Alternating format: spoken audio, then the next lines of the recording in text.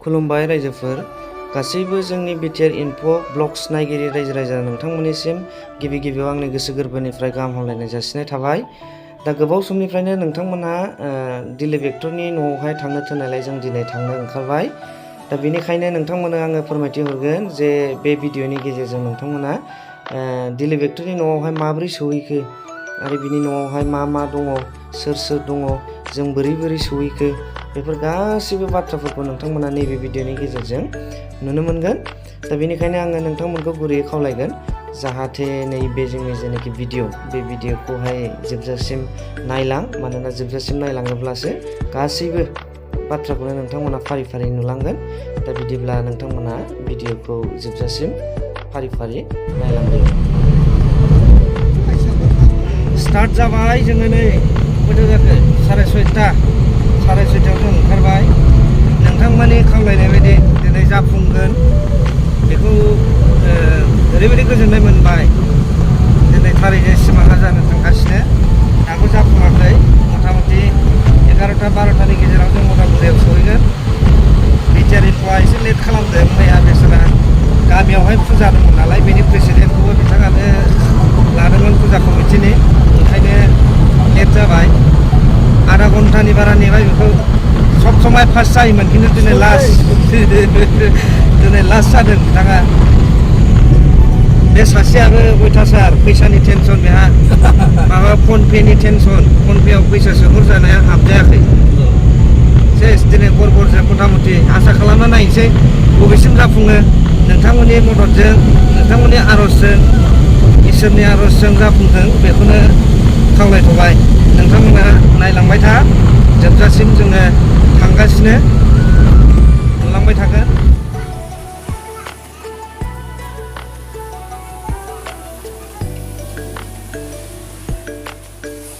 Breakfast खालामसै नामा?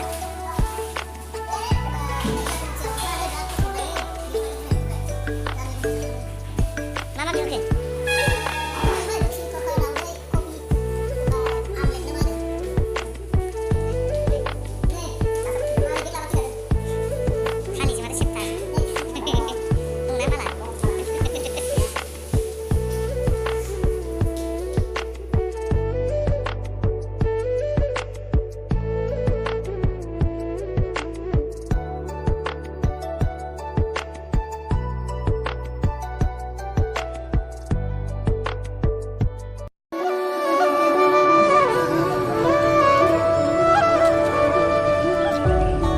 दा जों जाखांबाय, एबार गारि गाखोनोसै।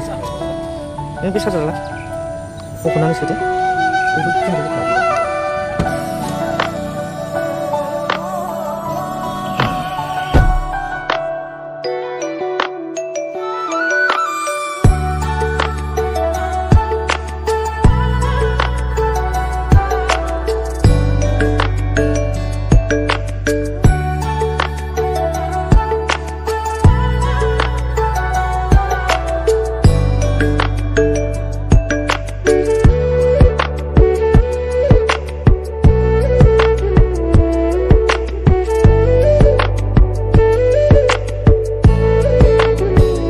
फाइनालि जों नै टंला टाउनाव सफैबाय। दा बेवहाय थाथ'नायनि खारना जाहैबाय रेल गेट, दा फ्रन्ट साइडआव रेल गेट दङ। दा ट्रेना फैगोन, बे ट्रेन बारलांबासो जोङो रेल गेटखौ क्रस खालामनो हागोन। दा बेनिखायनो जों दसे वेट खालामथ'बाय।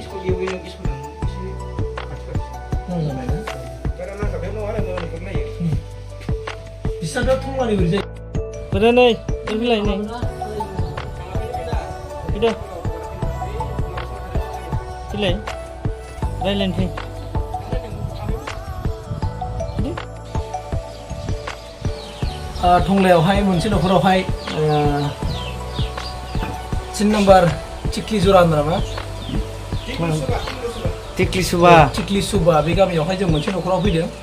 ओमफ्राय बे मोनसे न'खराव बे आब'आ लेंहरनानै जोङो मिरामिसब्लाबो माबा ओंखाम नै बेदरसो, ना बेदरसो नुबाय आं मिथिला आरो बे आब'नि अननाय जाहैबाय, नायबानो जाबाय। उदालगुरिनि ओंखाम, उदालगुरिनि ओंख्रि अयथासार गोथाव जागोन बियो।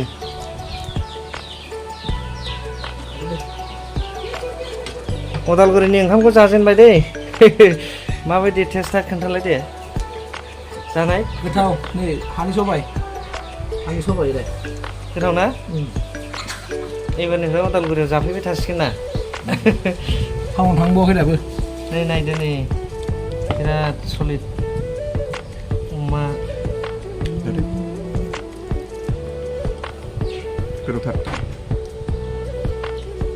जों दा दिलिप आदा दिलिपनाव सफैबाय बैनि आदा दिलिपनि उननि माबाया मुसुखाया एसे खिथाहरदो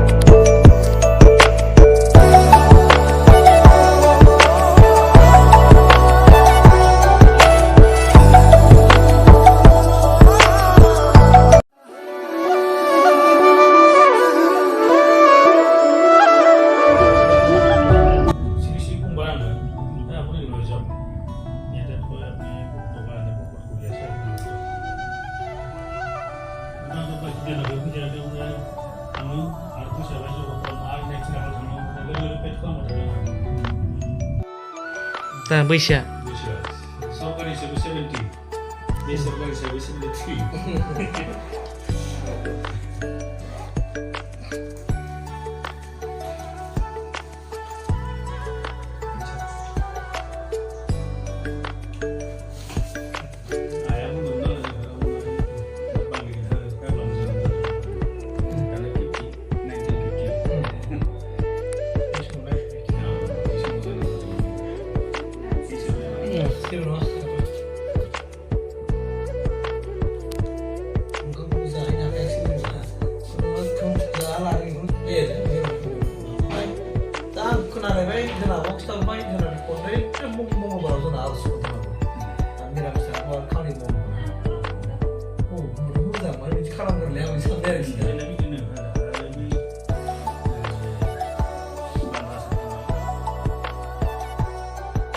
जोङो साहा लोंखांबाय आरो लोगोसे जोङो थांनो थाखाय जोङो ओंखारबाय बिदाय लाबाय दा बिनि उनाव आङो नोंथांमोनखौ खावलायगोन जे जोंनि जायनाखि इन्टारभिउ लानाय आदा दिलिपनि सोमोन्दै उन्दै समनिफ्राय मिथिनाय बेखौ नोंथांमोना जोंनि अफिसियेल चेनेल बिटिआर इनफो स्टुडिअ'आवहाय थांनानै नायदो नैबे जाबाय आदा दिलिपनि जोनोम गामि बेखौ एसे नायना लादो दा आसा खालामो नोंथांमोना जोंनि जायनाखि नाजानाय आरो नोंथांमोननि सापर्ट बेखौ जोङो मोनबाय थागोन जों बेखौ मिजिंथियो दा एसेखिनियाव जोङो नोंथांमोननिफ्राय बिदाय लानो सानबाय नोंथांमोना आदा दिलिपनि जायनाखि सोमोन्दैयै गुवारै मिथिनो थाखाय बिटिआर इनफो स्टुडिअ'आव नायलांबानो जाबाय गोजोन्थों।